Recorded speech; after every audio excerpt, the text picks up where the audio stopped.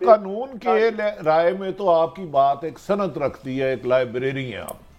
ایک تو تحریک انصاف کے بانی عمران خان کو الیکشن کی اجازت نہیں دی گئی، ٹریبونل میں بھی ان کے کاغذات منظور نہیں ہوئے۔ دوسرے، صنم جاوید کے کاغذات ریجیکٹ ہو گئے جو محترمہ مریم نواز صاحبہ کے کرنے چاہتے تھے۔ تیسری طرف لیکن یاسمین راشد صاحبہ کے کاغذات جمع ہو گئے۔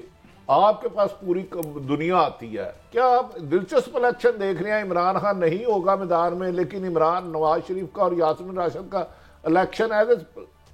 سیاست کے گرو کے ناطے آپ سے پوچھ رہا ہوں، لاہور میں آپ جانتے ہیں سب کو۔ دیکھیں، سب سے بڑا مرحلہ میرے خیال میں جو تحریک انصاف کو تھا وہ تھا یہ نشان کا۔ نشان کے بغیر یہ منتشر ہو جاتی ہے پارٹی، اور منتشر ہو جائے، انتشار کے ہو جائے اس میں، تو پھر وہ ایک جماعت ہی نہیں رہتی۔ اور یہ ایک ایسا اسٹرکچر اور اسٹیٹس ہے کہ جو کہ سپریم کورٹ کے علاوہ آئین کے آرٹیکل 17 کے تحت صرف سپریم کورٹ ہی اس کو محروم کر سکتا ہے ایک اپنی شخصیت سے ایک سیاسی جماعت کو۔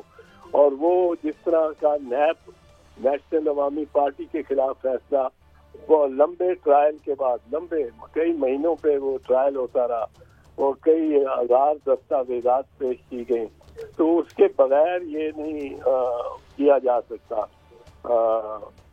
کوئی بھی قدم نہیں لیا جا سکتا، اور پارٹی محفوظ رہتی ہے۔ جہاں تک تعلق ہے عمران خان کی ڈسکوالیفیکیشن کا، وہ اس ایک لحاظ سے تو وہ بھی درست نہیں ہے، پر اس کے بغیر بھی عمران خان کی چھاپ ہی ہوگی تحریک انصاف کے ہر ووٹ پر، اور ہر نشان جو ہے وہ اسی کو ووٹ، اس کے ووٹ جتنے پڑھنے ہیں وہ اسی کو پڑھیں گے۔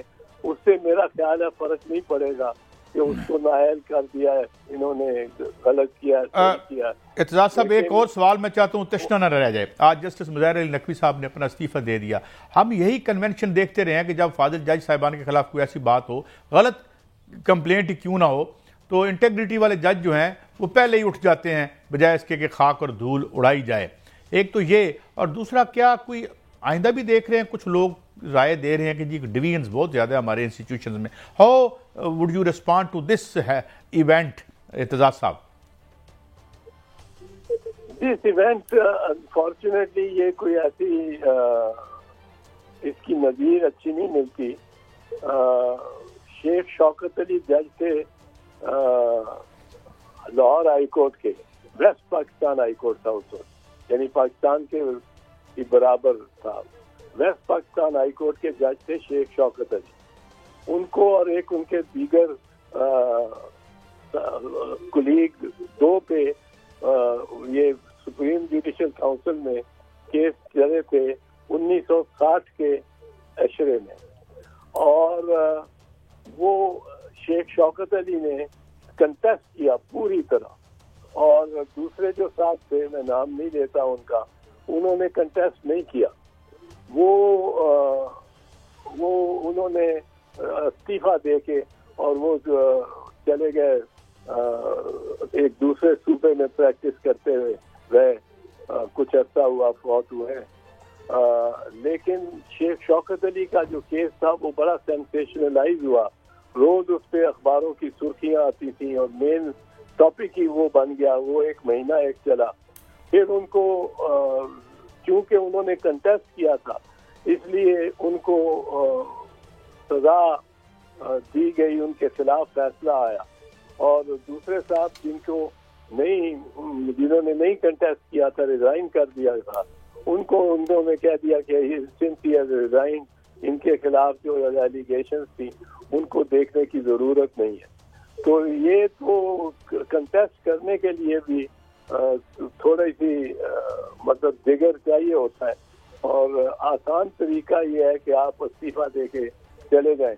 میرا خیال ہے کہ نقوی صاحب کو کنٹیسٹ کرنا چاہیے تھا اپنے خلاف جو ان کے خلاف کیس تھا، کیونکہ یوں بھی وہ محروم ہو گئے اپنے عہدے سے، وہ بھی محروم ہو جاتے.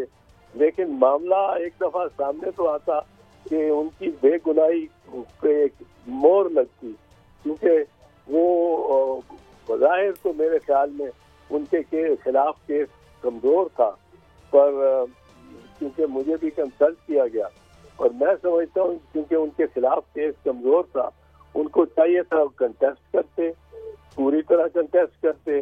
اور دوسری بات یہ ہے کہ اس کے بعد فیصلہ اگر پھر بھی ان کے خلاف آتا اور وہ بے گناہی ان کی ثابت ہو رہی ہوتی تو لوگوں نے اس کو کوئی کریڈیبلٹی نہیں تھی دینی, اور وہ چھوڑ جانے کہ اس معاملے کو آگے ہتھیار ڈال دینے کی تو میرے خیال جسٹیفیکیشن نہیں تھی. اب مزید تو کوئی کارروائی نہیں ہو سکتی ان کے خلاف. اعتراض صاحب گزارش ہے کہ ان پر جو بھی ایلیگیشن لگائے گئے بادی النظر میں وہ ٹھیک نہیں تھے. کیا اب وہ ریٹائرمنٹ اگر انہوں نے استعفیٰ بھیج دیا تو انہیں تمام مراد ملیں گی, اور اگر وہ جاتے کسی صورت میں فیصلہ ہوتا کیا اس قسم کی؟ اور دوسری ایک اہم بات گشت ہو رہی ہے کہ شاید سپریم کورٹ میں سٹیورٹی بیس پہ بھی کوئی بعض گشت ہو رہی ہے کہ کوئی فیصلے ہونے جا رہے ہیں. آپ اس کو کیسے دیکھتے ہیں سپریم عدالتوں کے لیے؟ نہیں, سینیورٹی والے فیصلے تو اب پاسڈ اینڈ کلوز ٹرانزیکشن ہو چکے ہیں, وہ تو نہیں ہو سکتے, ان کو تو نہیں کھولا جا سکتا. یہ تو اس وقت جب اپوائنٹمنٹ ہو رہی تھی اس وقت کوئی اعتراض کرتا, کوئی پٹیشن لے آتا, کسی نے کوئی پٹیشن وغیرہ نہیں کی تو وہ نہیں ہو سکتے, کھل سکتے ہیں. لیکن یہ ان کو مراعات جو ہے وہ میرا خیال ہے رولز کے تحت, میں نے تو کبھی ان کو دیکھنے کی کوشش بھی نہیں کی کہ ججز کو مراعات کیا ملتی ہیں, اچھی ملتی ہیں, خاصی ملتی ہیں. تو وہ ان کو اگر انہوں نے استعفیٰ دیا ہے تو جتنی ان کی سروس ہے اس کے مطابق غالباً ان کو پوری تنخواہ ملے گی آف دی لاسٹ اپوائنٹمنٹ جو تھی ان کی. تو ایک پٹیشن کوئی کہا بھی جا رہا ہے کہ شاید ایک پٹیشن آپ تو کہہ رہے ہیں شاید آپ نے نہیں دیکھی, تو یہ آپ یہ کہہ رہے ہیں کہ سینئرٹی کے حوالے سے وہ کوئی ایشو نہیں ہوگا, اس طریقے سے جو اس کو ریوزٹ نہیں کیا جا سکتا؟ جی نہیں کیا جا سکتا, کیونکہ یہ کوئی عام 184(3) کی تو درخواست نہیں ہوگی. یہ تو وہ ہوگی جو سپریم جوڈیشل کاؤنسل کے فورم میں جانے والی ہوگی, اور سپریم جوڈیشل کاؤنسل کے فورم میں ایک دفعہ آپ فیصلہ ایک کر لیں یا ایک معاملہ پاسڈ اینڈ کلوز ٹرانزیکشن ہو چکا ہو تو وہ تو ایک ٹرائل کی طرح ہے, وہ نہیں ہے اس کو دیکھا جا سکتا دوبارہ. بہت شکریہ جناب اعتزاز احسن صاحب, ماہر قانون, سیاستدان, معروف دانشور اور ایون شاعر بھی. تو انہوں نے ہمیں اس میں ان کا یہ رائے ہے بھٹی صاحب کہ یہ انہیں کنٹیسٹ کرنا چاہیے تھا. بہرحال انہوں نے خود فیصلہ کیا مظاہر علی نقوی صاحب نے, تو یہ ان کی ثوابدید تھی. ایک بریک ہے, بریک کے بعد دوبارہ حاضر ہوں گے. اور اس کے میں ایسے بتاؤں, اکثریت جو وکلا صاحبان ہیں, اعتزاز صاحب تو ایک سند ہے, ان کا خیال تھا کہ وضاحت نقوی صاحب کو کرنا چاہیے, اور وہ بالکل کلیئر تھے, ان کے پاس ایسے ایویڈنس نہیں تھے جان کے ان کو بادی النظر میں نشانہ بنایا گیا کسی اور کو. کوئی زمانہ بھی تو دیکھے نا, سپریم کورٹ کے چوکٹ پر 4 بندے لے جاتے ہیں اور ججز کے بارے میں جو کرتے ہیں, جو انہوں نے روایتیں رکھ کے یہاں کے اس جمہوریت کا جو مذاق, جمہوریت کے نام پر مسلط کیے جانے والے گملوں میں لگائے گئے زہریلے پودے جو اب تناور درخت بنے ہوئے ہیں. بہرحال ایک بریک ہے, جلدی ایک گزاری. میں ایک بات بتاؤں آپ کو, جو بلے کا نشانہ, یہ سیاست جیتی ہے, جمہوریت جیتی ہے.